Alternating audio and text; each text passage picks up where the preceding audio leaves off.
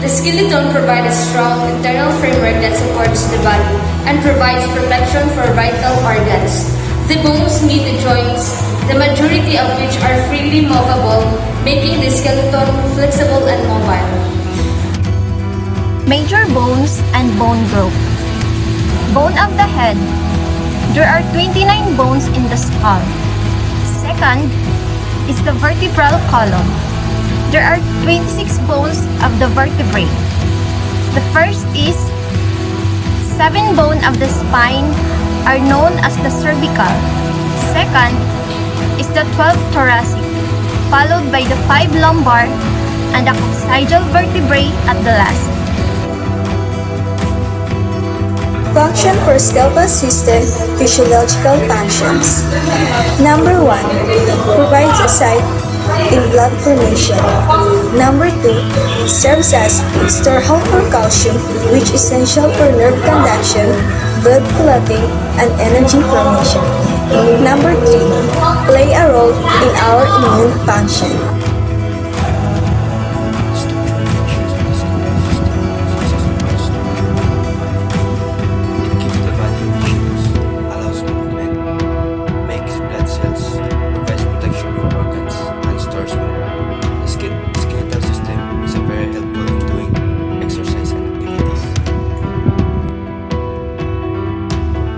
Appendicular skeleton, which is composed of the upper extremity and lower extremity.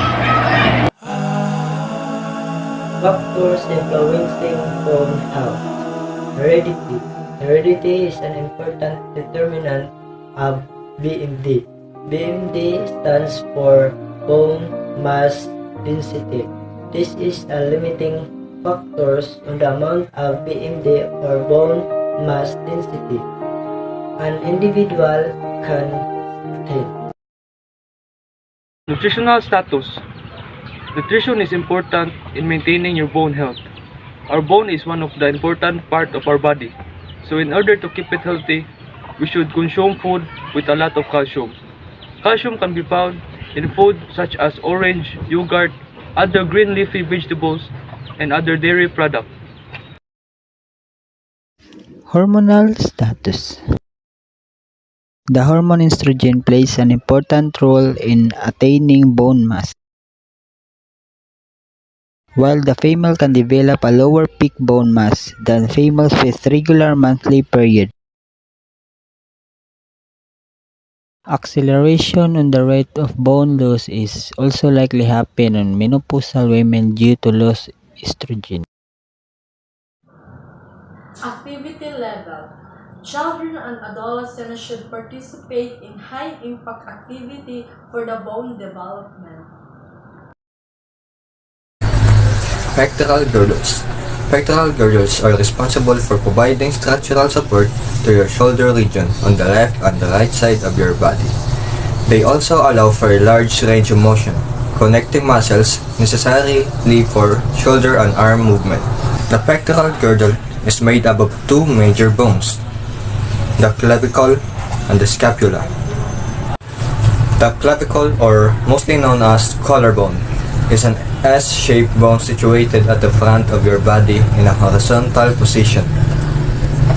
It supports shoulder, encourages a full range motion, and protects your nerves and blood vessels that pass between the trunk of your body and your upper limbs. Clavicle bone has 3 parts: the medial end, the lateral end, and the shaft. Next is the scapula bone. The scapula bone, or the shoulder blade, is located at the back of your shoulder.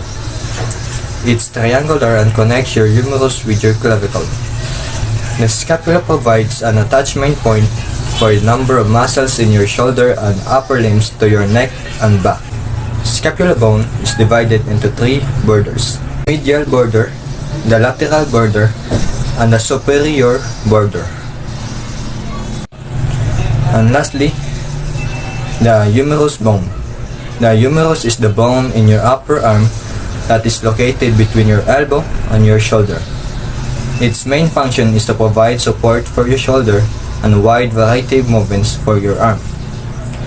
Fractures are most common injury of the humerus, and often occur because of a direct blow to the bone. Upper extremities, rages and ulna,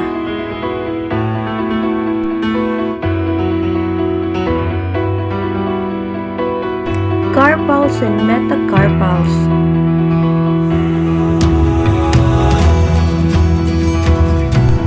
The patella, also known as the kneecap, is a flat rounded triangular bone which articulates with the femur or the thigh bone and covers and protects the anterior articular surface of the knee joint.